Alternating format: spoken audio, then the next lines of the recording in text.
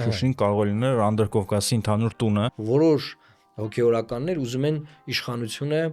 յուրացնեն։ Այդ մարդկանց հետ աչքով աչք չունենք տեսնելու, բայց իրենք խաղ բանտարկյալ են։ Դուք ոնց եք գնում Եվրոմիություն, եթե ամբողջ տնտեսությունը կապված ՌԴ-ից։ Տարիներ առաջ հակահայկական բանաձևեր Եվրոպա բերում էին ադրբեջանցիները, իսկ հիմա Հայաստանի իշխանությունները։ Ես դրանից վախենում եմ դուք Մյուրոնին թույնք խառնեք։ Հայաստանում ուղղակի ձևավորվել է մեծ սերունդ, TikTok-յան սերունդը, որը չի առնչվում ոչ մեկի հետ։ Շեղիր մարդկանց իրական խնդիրներից, զբաղեցրու նրանց եւ փորձից այդ ընթացքում կգործերը առաջ տանել։ 50 տարեկան տղամարդը տխուր դեմքի արտահայտությամբ զենֆր է արտասում 10,000 դրամը թոշակառուն որ ավել տանք ինչ անելու։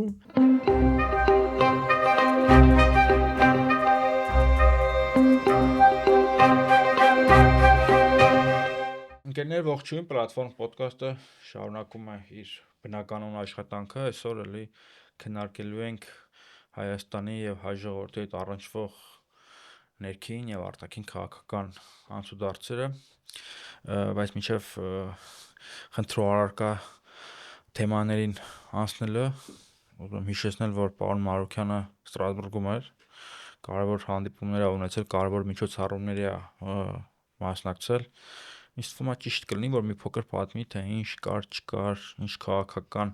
հոսանքներ ու տրամադրություններ էին թևածում Ստրասբուրգյան օդում։ Գիտես, շատ հետաքրքիր էր, ես շուրջ, եթե չեմ սխալվում, 3 տարի չեմ եղել պարլամենտական ասամբլեայում, ժամանակին ամենաակտիվ անդամներից եմ եղել եւ բավականին լավ առիթ էր բազմաթիվ ընկերների տեսնելու, քաղաքական գործիչների տարբեր երկրներից եւ նաեւ նրանց աչքերով նայելու Հայաստանին, որովհետեւ այն ինչ որ իրենք այնտեղից են տեսնում եւ նայում մեզ, մենք լրիվ այլ բան ենք տեսնում։ Առաջինն այն էր, որ նշվում էր Հայաստանի անդամակցության 25-ամյակը Եվրոպայի խորհրդին եւ այո 2001 թվականին Հայաստան եւ Ադրբեջանը միասին դարձան Եվրոպայի խորհրդի անդամ, ստանձնելով պարտավորություններ մարդու իրավունքների, ժողովրդավարության եւ իրավունքի գերակայության ոլորտներում։ Գիտես, որ եվրոպական դատարանի անդամ ենք եւ եվրոպական դատարան ենք դիմում, եթե որ սպառում ենք Հայաստանի դատական համակարգը, որ այսօր չկա արդեն։ Այսինքն ինքը շատ հետաքրքիր քաղաքական իմաստով քաղաքական լուրջ կառույց է եւ Եվրոպայի առաջին քաղաքական լուրջ կառույցն է, որովհետեւ երկրորդ համաշխարհանից հետո այն ստեղծվում է, հետո նոր ստեղծվում է Եվրոպական միությունը, շատ ավելի ուշ, որովհետեւ Եվրոպական միությունը տնտեսական կառույց է, որպես այդպեսին սկզբից ստեղծվել։ Եվ ինչու Ստրասբուրգը անընդհատ ես ինչ եմ մտածում, որ Ստրասբուրգի համար Գերմանիան եւ Ֆրանսիան անընդհատ պատերազմել են։ Հազարավոր մարդիկ են կոտորվել, գերմանական իշխանության տակ ա եղել, նացիստական, միլիոնավոր բան, միլիոնավոր, հետո ֆրանսիական, հետո գերմանական, հետո ֆրանսիական, հետո գերմանական, հետո ֆրանսիական։ Իսկ հիմա ընդհանուր տուն է։ Իսկ հիմա ընդհանուր տուն է եւ դա Եվրոմիության ոնց որ հաջողության պատմություններից է ձեռքբերումներից է, ոնց մտածում եմ, ասեմ, լավ է Ստրասբուրգը չէր կարող լինել Լեռնային Ղարաբաղը Ստրասբուրգի պես էլի, մենք էլ ապրեինք։ Իդեպ Շուշիի հետ կապված հենց Ստրասբուրգի օրինակն ենք բերում, որ Շուշին կարող է լինել Անդրկովկասի ընդհանուր տունը։ Այդ լրիվ այդ ապրումներն ունեցել եմ Կարպիս էլի մտածելով։ Ամեն անգամ ասեմ, լավ, բա ոնց իրանք կարողացան, իսկ մեր պարագայում մենք իսկ մեր խելոքը Շուշին հանձնած, որովհետև գրված է որ պետքա փախստականներ վերադարձնել, բայց Շուշին պետքա լիներ ընդհանուր տուն Ստրասբուրգի պես։ Ուզում եմ ասեմ, այդ տենց էթնիկ զտված մարդու մտքերով ազգի ներկայացուցիչի մտքերով Ստրասբուրգում շրջում էի եւ անցնելով քաղաքական հանդիպումներին պետք է ասեմ, որ հանդիպել եմ Աբերգին եւ Ֆասինոին, Հայաստանի համազեկուցողներն են, եւ կար զեկույց, կար բանաձև եւ խայտարակություն абսուրդն այն էր, որ երկուշաբթի օրը բանաձևն ընդունվեց։ Ես տեսա, որ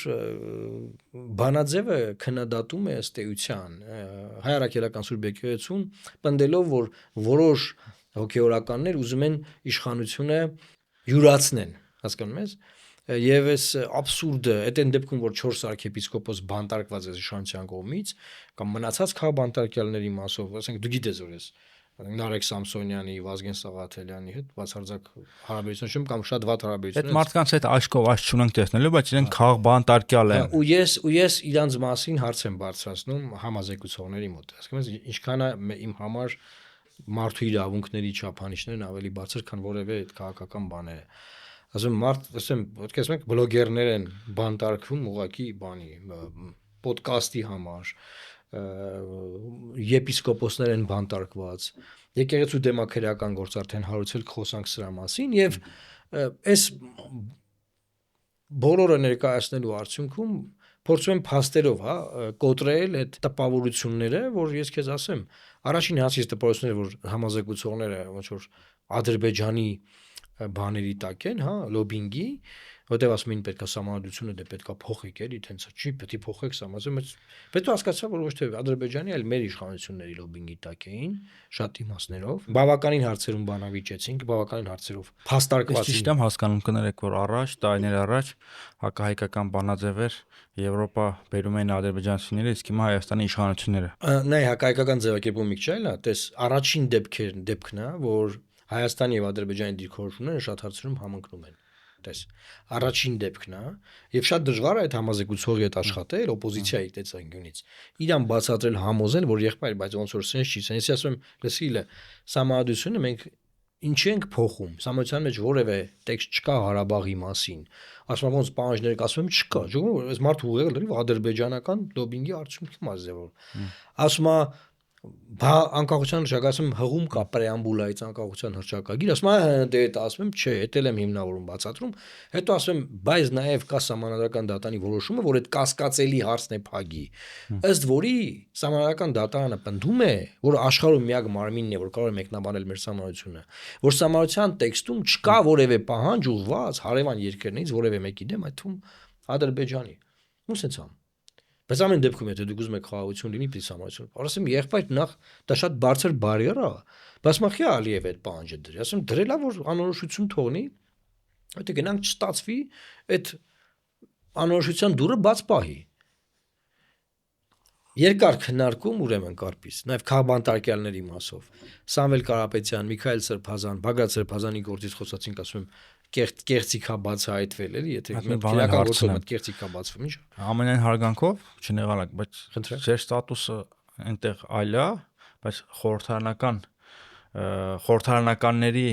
ստատուսը այլ է, չէ՞, ճիշտ եմ, չէ՞ հասկանում։ Այո, խորհրդարանականները օֆիցիալ դելեգատներ են, Հայաստանի պատվիրակներ են, ես այդ իմաստով ուղղակի Հայաստանից եկած արտախորհրդարանական ուժի ղեկավար, որը ԱԼԴ-ի անդամ։ Այսինքն դա ուրիշ ստատուս է։ Այո։ Հիմա այն ինչ որ հիմա դուք այնտեղ խոսացել եք, որպես ընդդիմախոսություն ներկայացրել եք, ընդդիմադիրները ինչի բանույն չեն արել։ Ընդդիմադիրներին էլ հանդիպեցի, իրանք ասում են մենք էլ պիտի հանդիպենք, հանդիպել են, հետո ինձանից հետո հանդիպում եղել էր։ Նայ, ես կարծում եմ, որ դա մեկը բաց թողում է, բայց նաև այդ մտայնությունը կա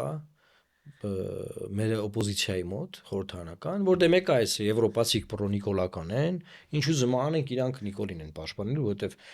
այդ Ռուսաստանի դեմ պայքարի շրջանակներում հիբրիդային պատերազմի լսի մարդը ինձ հարցատել է ասում դուք ո՞նց եք գնում Եվրոմիություն, եթե ամբողջ տնտեսությունը կախված է ՌԴ-ից։ Ասի եղբայր ինձ էս հարցնում դու Եվրոմիությունից ես եկել, դու պատասխանի այդ հարցին, եւ դու այդ հարցը ձևակերպի, երբ որ վարչապետը ասում է կամ մեր նախարարը արտգործ ասում է։ Այնտեղ արտգործ նախարարը Միրզոյանն ելույթ ունեցել, բան դե տեսել ես։ Խայտարակ ելույթ։ 25-ամյակի առիթով եկեղեցու դեմ բռնությունները ներկայացրած որպես բամբասանք։ Ինքը հերքեց, այսինքն 4 սրբազան նստած են, ասում բամբասանք, հա։ Ու դրանից հետո է քրեական գործ հարուցվել։ Բայց կարպիս։ Ամենատպավորիչը, ամենայն ցնցողը գիտես ինչն էր։ Չեմ ուզում անունը ասել, բայց ԵԽԽՎ բարձրաստիճան մի պատվիրակ Եվրոպական միության անդամ մի երկրից ինձ ասեց Իրանի հետ սահմանը կտրեցիք էլի։ Այս խոսքի մեջ։ Ասեց you cut the border with Iran։ Ես ասեցի ինչ նկատի ունես։ Այսինքն ոնց cut։ Կտրել էլի, եթե ուղիղ անգլիացականում շակմա կտրել, ասեմ ինչ նկատի ունես։ Նայ մենք շատ ենք դետալների մեջ մտած։ Դետալներն չեն քննարկում, այնտեղ պարեկները չեն կարող մտնել այդ ճանապարհի վրա, հետեւաբար մենք իշխանությունը չկա, այն արտապատվիրակվել է ամերիկյան կորպորացիային, որը չգիտենք ովքեր են, այդ ամերիկյան կորպորացիայի 76% մենք 26 Եվրոմիության անդամ երկրի քաղաքական գործի աչքերով, որ ասես նայում հարավային Կովկասի մի հատ երկրի, որի անունը Հայաստանն է։ Այսպես Իրանի սահմանը տվեցիք ուրիշներին, էլի։ Իսկ ահա սիտուացիան սխալ անցալում։ Ես կուզենայի որ ինքը սխալ Որտեղ որ մենք ես կուզենայի որ ինքը սխալ է։ Քննադատում ենք թրիփը, բայց իշխանության կողմից իշխանության ռոպագանդիստները քաղաքասարակությունից նաև մեղադրում են դավադրություն տեսությունների մեջ եւ ռուսական նարատիվներ բերելու մեջ։ Okay։ Եվ գլխավոր իրանց հակափաստարկը որն է, որ Իրանի այդ սահմանը չի կտրվում եւ մենք պահում ենք մեր ինքնիշխանությունը։ Մի րոպե։ Նույն եվրոպացու հետ խոսակցություն, ասում եմ դուք վերահսկողություն չեք ունենալու այդ ճանապարհի վրա, սահմանի վրա։ Եվ հետեւաբար այդ սահմանը այլևս Մերը չի։ ձերը չի, դուք չեք կարող այդտեղով բան բերեք տանեք ու դուք ձեր ուզածած բաներն անեք։ Բայց կարող լավա որ արդեն ամերիկացիներինն է։ Չգիտեմ, օրինակ նաև այդտեղ կա ամերիկացիների նկատմամբ, կոնկրետ Տրամփի իշխանության նկատմամբ վատ վերաբերմունք Եվրոպական միությունում, կարող է այս էմոցիաներն են նաև բերում այդ մոտեցման ու կարծիքին, բայց ես ուրիշ բան ասեմ, կարող մենք ենք թմբիրի մեջ, կարող մենք ենք սխալվում, կարող իրենք այնտեղից ավելի լավ են տեսնում այս տարածաշրջանը եւ տեսնում են, որ մենք մեր սահմանը հանձնել ենք ինչ որ կորպորացիայի, ինչ որ խոճուճ անվանումներով, ինչ որ խոճուճ վերնագրերի տակ, ինքնիշխանություն, սուվերենություն, չգիտեմ ես իմիջություն, այդ թղթերը այդ նույն տեքստերով տեսել ենք հենա Զելենսկուն են դեմ տվյալ, ասում են ստորագրի։ Մենք ճանաչում ենք ձեր իշխանությունը, սուվերենությունը, բանը, բայց այս շրջանները պետք է տաս ռուսներին։ Զելենսկուն են նույն բանն ասում։ Հիմա կարա Զելենսկին ժողովրդին ասի, ժողովուրդ ջան, մենք պաշտպանեցինք մեր ինքնիշխանությունը, սուվերենությունը, բան, բայց ասենք այս ռեգիոնները այլ մերը չի։ Հասկանում ես, իրար հակասող ձևակերպումներ են սրանք։ Բայց ես ցնցվեց իր ասեց you cut your border with Iran։ Ամեն դեպքում գնանք առաջ։ Ես այդտեղ մի հատ դիտարկում անեմ։ Խնդրեմ դուք արեք այդ դիտարկումը։ Սեր ասացին ինչ էլի հակափաստարկ կարող են վերել մեր արևմտամետները կամ արևմտատենչները։ Մենք ֆիքսել ենք, որ արևմտամետները մենք չունենք, մենք ունենք զուտ ուղակի։ Լավ, արևմտամոլները։ Դե հիմա Իրանում շուտով իշխանությունը կփոխվի։ Իրանը կդառնա ժողովրդավարական, որը կլինի պրոամերիկյան, հատկապես եթե շահի Մոհամմադ Ռեզա Փալավի ժառանգները կան իշխանության։ Շատ լավ, բայց դա արդյոք փոխում է, որ դու այդ ճանապարհը Այսինքն այդ հակասությունները հարավում չի լինի։ Մարդը հակասության մասին չէ ասում, ասում է դուք ձեր սահմանը չեք սկսելու։ Ինք չի ասում Իրանը լավն է թե վատն է։ Ասում է դուք ձեր սահմանը։ Դուք ձեր սահմանը։ Կարող խաղաղություն կլինի դե պարոն Մարկ։ Հա, այդ սահմանի վրա կռիվ ունեին այդտեղից։ Կողքը Իրանը հարձակվել մեր վրա։ Ամեն դեպքում Ժորժ ջան, գնանք առաջ, ես կարծում եմ, որ բավականին հաջողված այցեր եւ ընտրություններից առաջ ես կարողացա շատ ում համար էր հաջողված Հայաստանի ինդիմության համար կասեի, ինչի որովհետեւ բոլոր այն ուժերը, որոնք պատասխանում են ընտրություններին, բոլորի համար կարեւոր է, որ այդ ուղերձները տեղ հասնեն, առայն որ Հայաստանին պետք է ուշադրություն դարձնել, չպետք է խաբվել այսպես կոչված հիբրիդային պատերազմի վերաբերյալ թեզերին եւ ուշադիր հետեւել Հայաստանում կատարվողին։ Օրինակ այսօր մի օրինակ եմ բերում։ Վարչապետ Նիկոլ Փաշինյանը կառավարության աշխատակազմի բյուջեից պետության ֆինանսավորում է իր քարոզարշավը։ Կարող է ասենք Լուսավոր Հայաստանի քարոզարշավն է ֆինանսավորի կամ այլ ընդդիմադիր ուժերի։ Չէ։ Ինքը ֆինանսավորում է իր քարոզարշավը։ Ինչի համար։ Ո՞վ է թույլ տվել դա։ Ով է թույլ տվել այդ իրական Հայաստանի կոնցեպտը, որը ԿՊ-ի քարոզարշավի ծրագիրն է, մարզերում, Սփյուռքում, չգիտեմ որտեղ ասես, պետական ռեսուրսներով քարոզչություն իրականացնել դրա վերաբերյալ։ Այսինքն արդեն անհավասար պայմաններ, արդեն պետական ռեսուրսի մսխում եւ բանը, հոգուտ մեկ ուժի ծախսում։ Եվ այսպես բազմաթիվ օրինակներ, եւ դիտորդական առաքելություն է լինելու ԵԽՎ-ից ընտրություններին, սա կարող եմ ասել։ Նաև խոստացան, որ մինչև ընտրությունները այց կիրականացնեն։ Ես խնդրեցի, որ անպայման բանտարկված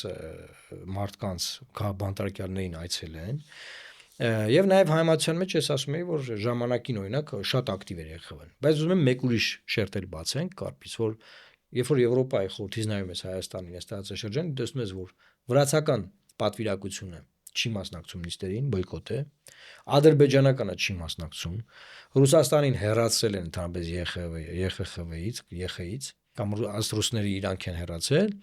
եւ մնում է Հայաստանի Հանրապետություն։ Այսինքն իրավիճակ կա, որ Հայաստանի նկատմամբ կա արդեն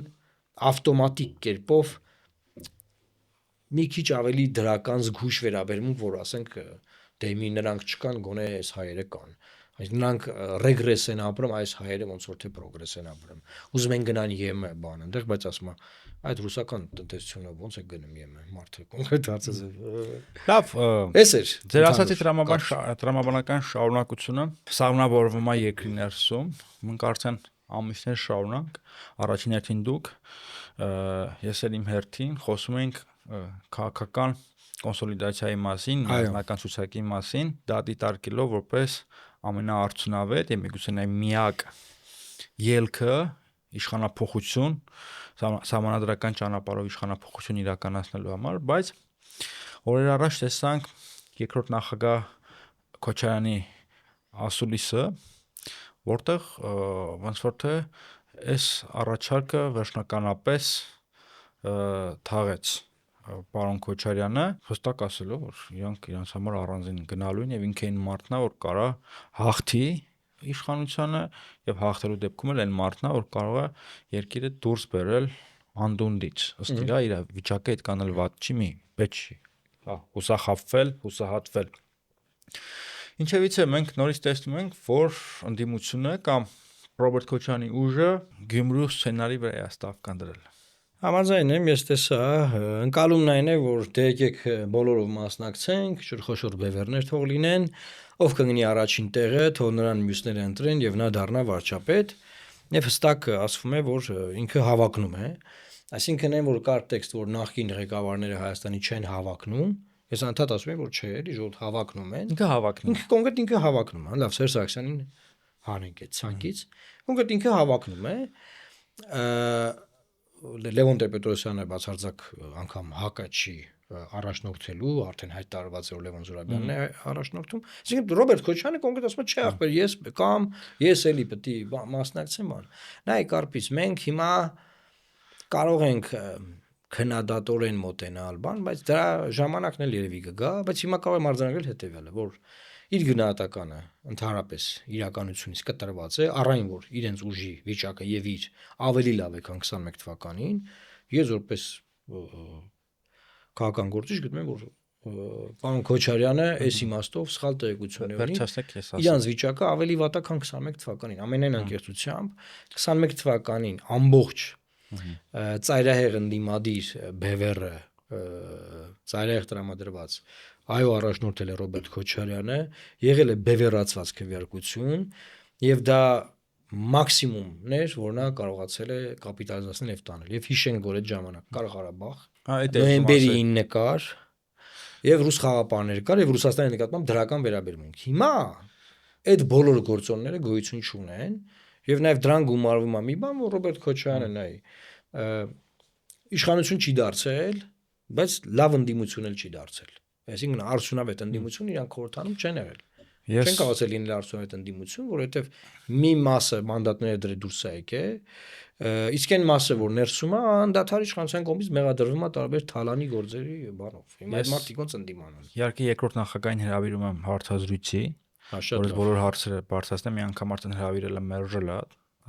ցավոք սրտի, քաղաքավարի է մերժել։ Բայց իսկապես ճշգրիտ նկատեցիք, որ երկրորդ նախագահը կամ չի ֆիքսել, որ իրականության շրջադարձ է եղել, այլ ոչ թե փոփոխություն, 180 աստիճան շրջադարձ եւ ի վնաս իրենց ընդհանրապես եթե նայենք մեր երկրի պատմությունը կամ քաղաքականության տրամաբանությունը, ընդդիմությունները որպես կանոն աստեղային մի պահ են ունենում։ Վազգեն Մանուկյանի աստղային պահը 96 թվականներ, դրանից հետո ինքը սպառվեց։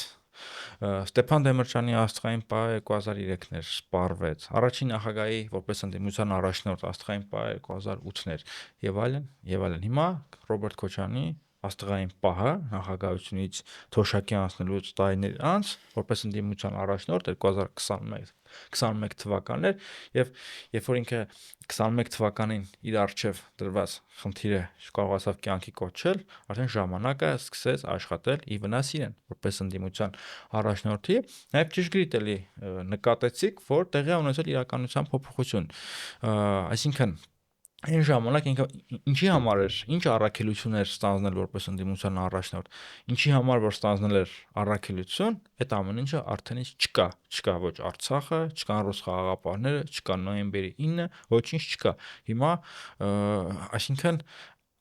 2021 թվականի այդ մոբիլիզացիան այլևս անիմաստ է թվում իր անձի շուրջը, որտեղ այն ինչ որ ինքը իր արժեվ ստանձնել էր, այն ժամանակ հիմա արդեն չկա։ Նաև կա նոր իրողություն, որ կա մեր ձևով է, կա բանտարկված Սամվել Կարապետյանը, որ հիմա տնային կալանքով որ ակնհայտորեն առաջին ջութակն է դարձել։ Այո, եւ այդ բանով որ ասում եմ, եթե ես չգնեմ առաջին տեղը, ես ոչ մի պաշտոնի չեմ հավակնում, օքեյ, բա ինչ ենք անում, լավ, այս նույն մարդիկ գնան էլի դառնան падգամավոր, ընդ ինչ անեն։ Մեկը կարա հարցնի, ասենք, ինչ պետք է անենք։ Բայց ես ուզում եմ մենք պաուզա պահենք, Կարպիս, ես չեմ ուզում ասել այն ինչ որ դեռ մտածում եմ, հույս ունեմ դեռ որ կարող է բաներ փոխվի, ոչ թե իրենց մասով, այլ ընդհանրապես քաղաքական դաշտի, որովհետև դեռ փետրվարի 12-ին մեր ձևովի համագումարն է լինելու կամ ուժեղ Հայաստան ասում են, հա, ամեն դեպքում Սամվել Կարապետյանի ուժի, որտեղ հայտարարվելու է թե ով է վարչապետի տեխնացուն եւ այլ քաղաքական ուղենիշներ։ Ես կարծում եմ պետք է սպասել։ Կամուրջներ չեն կայրում։ Հա, պետք է սպասել, լավ կլինի որ քեզ հարցազրույց տան։ Ես նաեւ զարմացած եմ, որ ուզում եմ իմ սոլիդարություն հայտնել լրագրող Վահե Մակարյանին, որ չգիտեմ ինչի չէին հավատարմագրել եւ ինքը ստատուսներ էր գրել Ռոբերտ Քոչարյանի ասուլիսին։ Մի քանի ստատուս էր գրել Վահե Մակարյան, որ իրեն չեն հավատարմագրել։ Ինչ որ վեճի էր բռնվել գրասենյակի ղեկավարը, չգիտեմ, դե չեմ ուզում այդ դաշտ մտնեմ, բայց կարծում եմ որ մարդ, որ հավակնում է իշխանության պետքա բանան էլի, բացի այդ դաշտ։ Վահե Մակարյանին պետքա հավատարմագրի, եթե հավակնում է։ Քեզ ինտերվյու տա Վահե Մակարյանին հավատարմագրի, հիմա ի՞նչն է բանը, խնդիրն ինչու՞։ Նաև այս մասով։ Բայց ես ուզում ասեմ, պետք է սպասել մեր ձևովի այդ հայտարարությանը եւ հասկանալ դաշտում ինչ ունենք։ Բնականաբար մենք մեր ոդկասթի շրջանակներում կանդրադառնանք նաև մեր ձևովի այդ հայտարարություններին եւ նաև մնացած դաշտին։ Ես իմ մտքում անկեղծ ասեմ, մոտարապես sense վերջնաժամկետը սահման է փետրվարի վերջը, կամ ասենք մարտի 1-ը, որ մինչև այդ պետքա դաշտը տեսանելի լինի։ Սպասելը սպասենք, արժ կա, սպասելը ոսկի է։ Հա, ասած այն է, որ բայցն է ասեմ, էլի։ Ասա։ Ամեն դեպքում սպասելը սպասելու ենք, բայց արդեն այս գլխից ընդդիմադիր դաշտում զարգացումները գոնե ինձ համար մտահոգիչ չեն, բայց սպասենք։ Չէ, ես մտահոգությունները բոլորը արտահայտեցի։ Մտահոգիչ են միանշանակ իշխանությանը հեռացնելու տեսանկյունից։ Գյումրու սցենարի կրկնությունն է գնում, որը որ ես կասկած չունեմ, որ չի լինելու, թույլ չեն տալու, եւ այդտեղ հարցը առաջանում լավ, այսինքն տենց ամեն ուժ որոշել է ինքը իր տեքստը ասելով գնա ընտրության, այդ կոնտեքստում մենք էլ մեր տեքստը կարանք ասելով գնանք Կարպիսն, ես չէ որ մենք տեքստ չունենք։ Եվ եթե ես քաղաքական համակարգում ուժ կա որ տեքստ ունի, այդ մենք ենք։ Բայց ուրիշ բան էինք ոնց որ ուզում, էլի ավելի լավ բան էինք ուզում անենք, դե հիմա ժամանակը ասել քեզ բան կան, էլի մի քիչ իրողությունները իր տեղը գտնի։ Վերջին թեման, որ ուզում եմ անդրադառնանք, այսօրվա հաղորդումը մի քիչ ավելի կարճ լինելու սիրելի հայրենակիցներ, դա հայ առաքելական Սուրբ եկեղեցու դեմ հարուցված քրեական գործն է, որոշակի տեղեկություններ փորձել եմ ճշտել, բամբասանքի մակարդակում որոշումը ոչ ոք չի տեսել Կարպիս, ասում են, որ քրեական գործ է հարուցվել Գերագույն հոգևոր խորհրդի անդամների նկատմամբ եկեղեցու,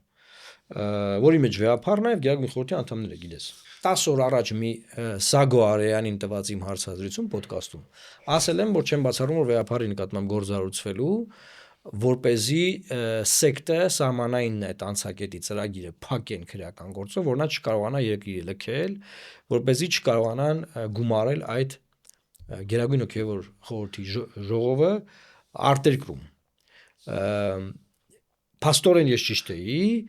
դեռ սեկտը փակելու մասին տեղեկություն չկա, բայց կասկած չունեմ արդեն դատանմանալու փակելու են։ Ես ճիշտ էի փաստորեն, բայց նաև ոչ թե վեհապարի մասով, այլ բոլոր անդամների սեկտը կարող է փակել։ Ուզում հիշեցնել, մարդիկ կարող մոռացնեն, որ Գերագույն հոգևոր ժողովը պետք է Ավստրիայում տեղի ունենար։ Այո, արտերկրում, որտեղ Ավստրիայի իշխանությունները պետք է ապահովեն անվտանգությունը, ինչը Հայաստանում չեն կարողանում ապահովել։ Հայաստանում ոչ թե չեն կարողանում ապահովել, այլ Հայաստանում խանգարում են, բռնում են մարդկանց, խլում են եկեղեցիները, բոլշևիկյան ժամանակների ինչ որ դեպքեր են տեղի ունենում։ Սա բնականաբար մենք միաձայն դատապարտում ենք, սա հերթական ոտնձգությունն է եւ սահմանադրության խախտումը պետություն եկեղեցի տարանջատման համատեքստում եւ իմ տվյալներով գործը գիտես ոնց է հարուցվել։ Ուրեմն Մասիացյոտնի առաջնորդը Արման Սարոյանը որոշ ժամանակին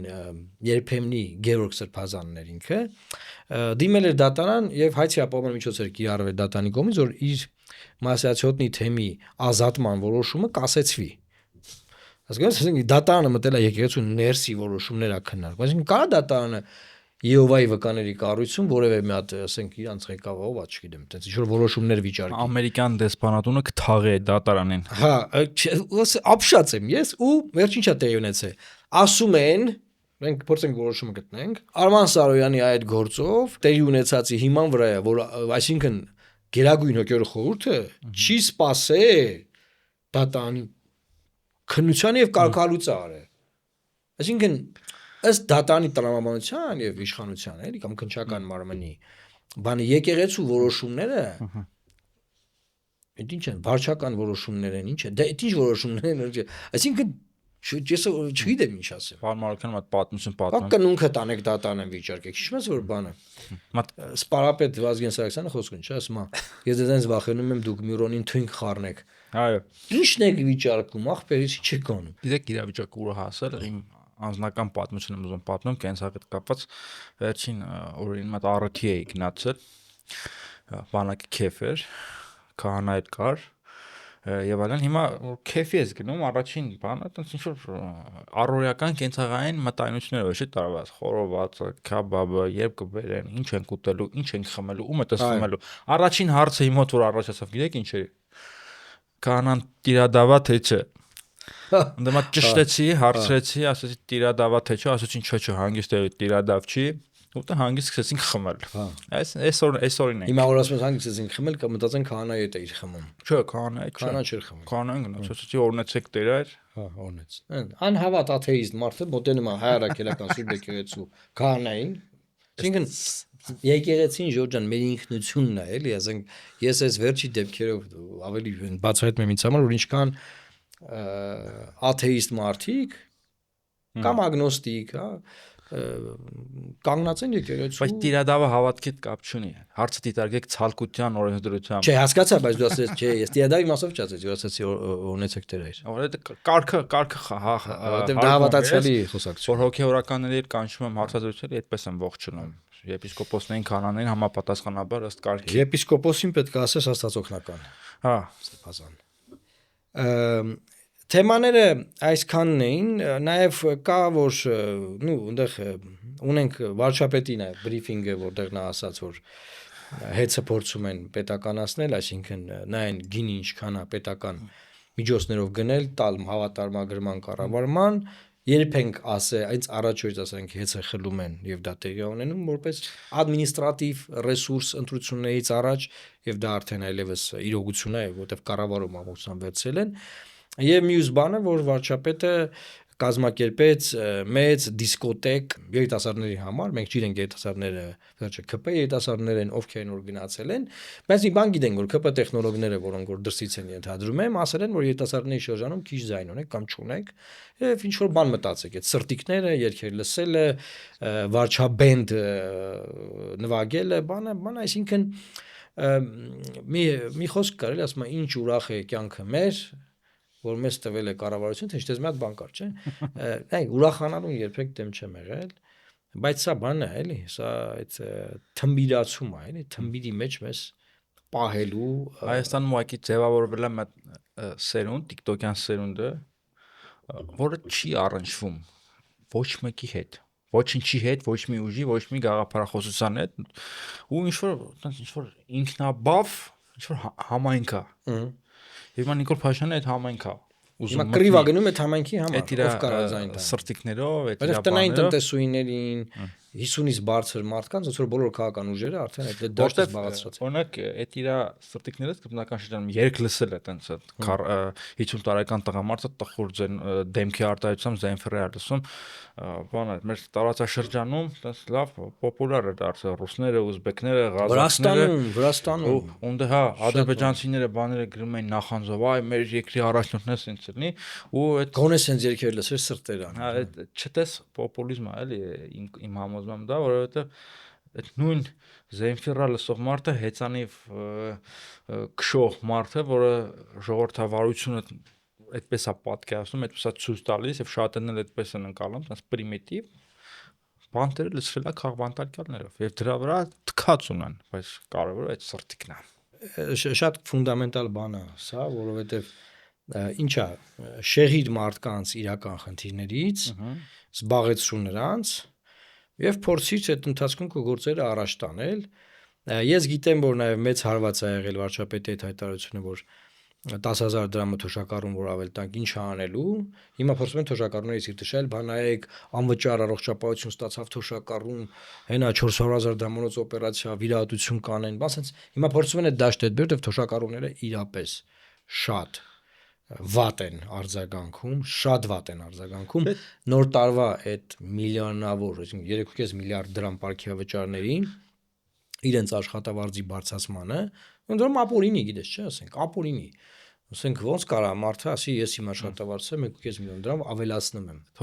Ավելացում եմ ստացած։ Պարոն Մարուկյան, մի րոպե։ Թոշակառուներին փող պետք չի։ Փողը պետք է Արարատ Միրզյանին այդ 5 միլիոնը ինչա, որ դա ստանա, գնա Եվրոպա, Հայաստանի մասին սուտ լուրեր տարածի ու կեղծի իրականությունը լկտի եւ նենք ձևով նշելով որ եկեղեցու դեմ հալածանք չկա, դա բամբասանք է։ Դե պատկերացրու դրանից հետո քրեական գործառույթում Գերագույն հոգևոր խորհրդի հայրաքելական Սուրբ եկեղեցու դեմ։